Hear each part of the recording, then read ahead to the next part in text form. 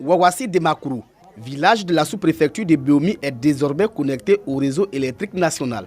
Un rêve vieux de plusieurs décennies devient ainsi réalité. La population de Wawassi ici présente ne saurait trouver les mots justes pour vous exprimer l'immense joie qui l'anime.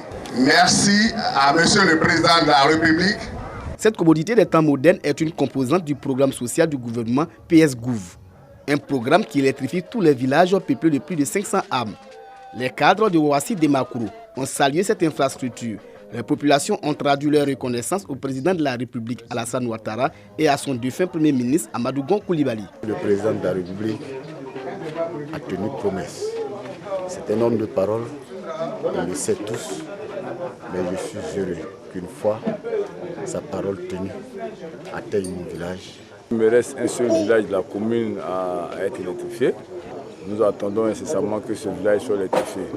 Je profite de l'occasion pour dire merci au chef de l'État.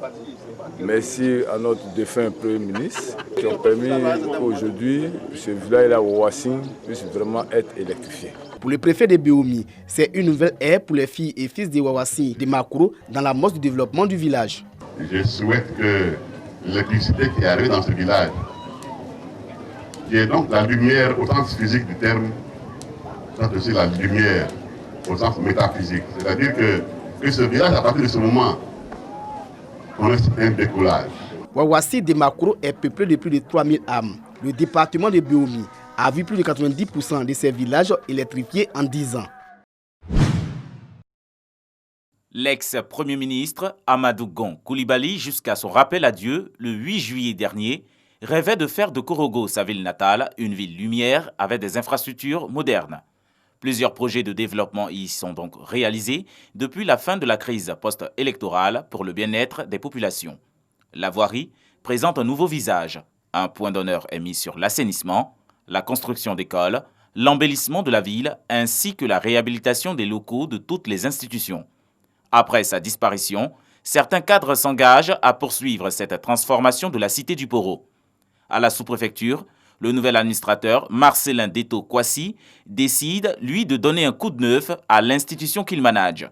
D'où le premier coup de pinceau d'André Ekonon, préfet de région, préfet de département de Korogo. Nous sommes motivés par l'appel du président de la République qui invite chaque Ivoirien à participer dans un élan de civisme et de patriotisme au développement. Cette salle d'archives est dépassée, c'est pourquoi nous avons pris l'engagement de la rénover pour la mettre à la disposition non seulement de mes collaborateurs, mais de la population ivoirienne. Un acte citoyen. Ça, c'est une très bonne initiative. Vraiment, il faut que je remercie. Ces travaux d'un coût global de 3 millions de francs CFA consistent à la réhabilitation de la sous-préfecture, la numérisation des actes de l'état civil et de tous les actes administratifs. La livraison est prévue dans un mois. Bondo, chef-lieu de sous-préfecture dans la région de Gontougo, à l'est de Nation, dans le Bunkani, et à 60 km au nord-ouest de Bondoukou, chef-lieu de région. Nous sommes en territoire Koulango. Ce sont des laïcs, à savoir des animistes, des chrétiens ou même des musulmans, mais aussi celui des Bambas. Eux, à 98% musulmans, en témoignent ces mosquées, dont l'une est le vestige de la pénétration de cette religion monothéiste dans le département de Bondoukou. Cette mosquée a été la première mosquée faite dans ce village. Et que c'est après cette mosquée, il y a eu la grande. Quand Samori passait ici, cette mosquée existait déjà.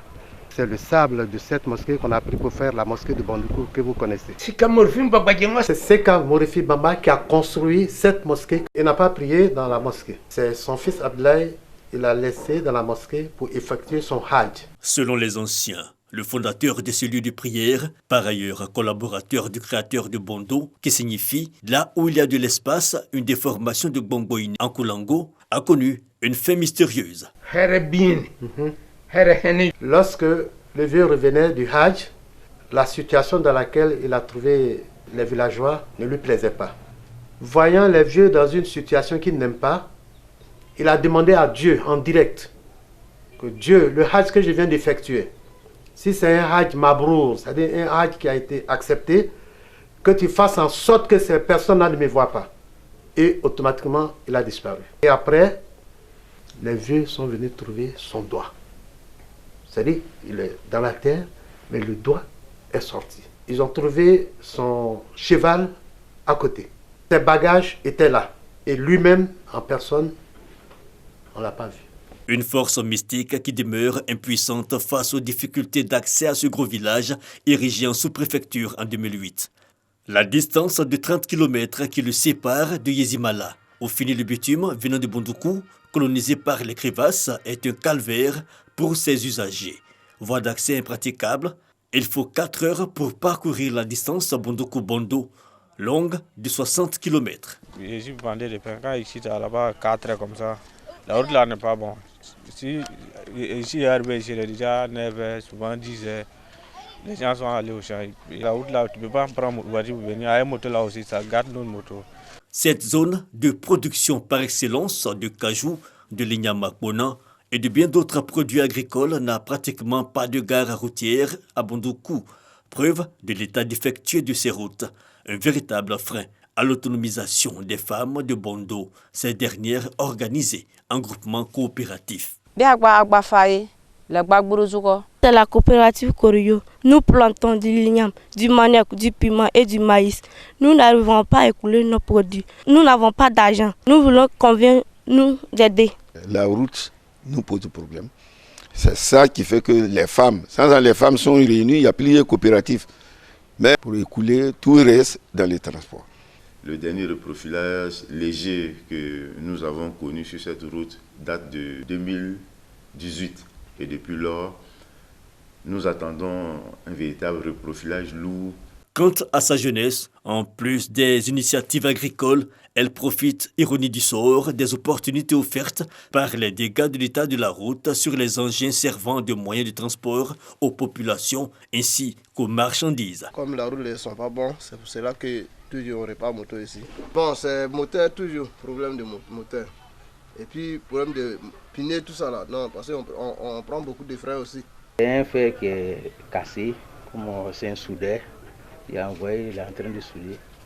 Resté 5 ans sans administrateur civil, la sous-préfecture paie également le coût de cette léthargie, obligeant la Sénat Congo, sous-préfet de la circonscription administrative depuis 2018, à élire à domicile à Bondoukou. Pour le travail remarquable qu'il a déjà fait. Notre vœu, c'est de voir le sous-préfet venir habiter auprès de nous ici. En cela, nous demandons à ce que l'État réhabilite son domicile. L'administrateur, dès sa prise de fonction, s'évertue à ramener la cohésion sociale dans le chef-lieu de sous-préfecture, car pratique un problème, dit Mama, qui oppose les fils d'une même famille. Quand nous sommes arrivés, cette question a été pour nous une question primordiale. Parce que vous savez qu'aucune action de développement ne peut prospérer dans une atmosphère de division.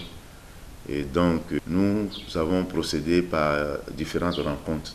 Nous avons rencontré les différentes couches sociales. Et donc, ces rencontres sectorielles-là nous ont permis de connaître le véritable problème qui divise les fils et les filles de la sous-préfecture de Bondo, notamment le chef-lieu de sous-préfecture. Cela nous a permis d'aborder la question de la résolution avec plus d'aisance. Aujourd'hui, je peux vous dire que les fils et les filles de Bondo sont réconciliés.